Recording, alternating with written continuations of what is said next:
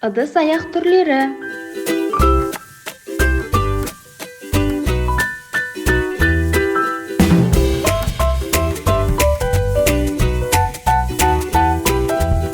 Астау, ет салып және майлы дәмді астарды тартуға арналған ыдыс.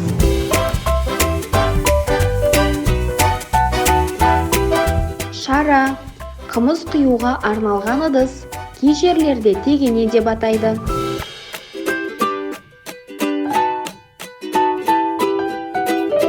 Ожау, қымыз, айран, сүт, сусын құюға қолданылатын ыдыс.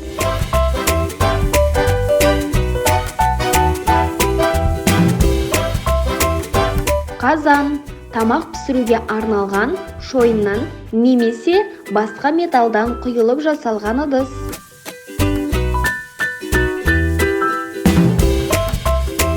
Кәкпір, тамақ дайындау барысында араластыруға қолданылатын үлкен қасық тәрізді зат.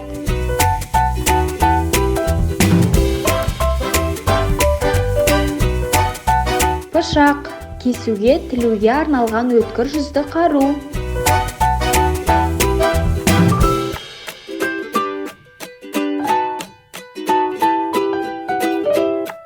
Тәрелке, тағамды, тәттілерді салуға арналған жайпақ ыдыс.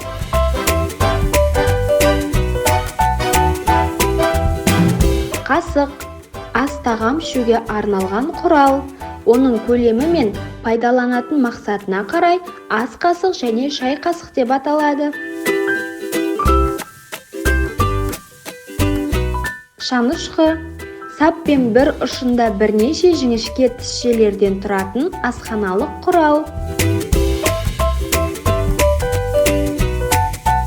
Шынаяқ, шай ішетін ыдыс.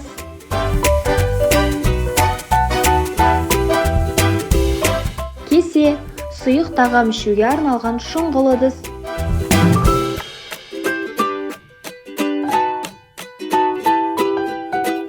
Шәугім, су қайнататын темір ыдыс. Құмған, қолға су құюға арналған шойыннан мыстан жасалған тұтқалы, қақпақты, шүмекті сопақша ыдыс.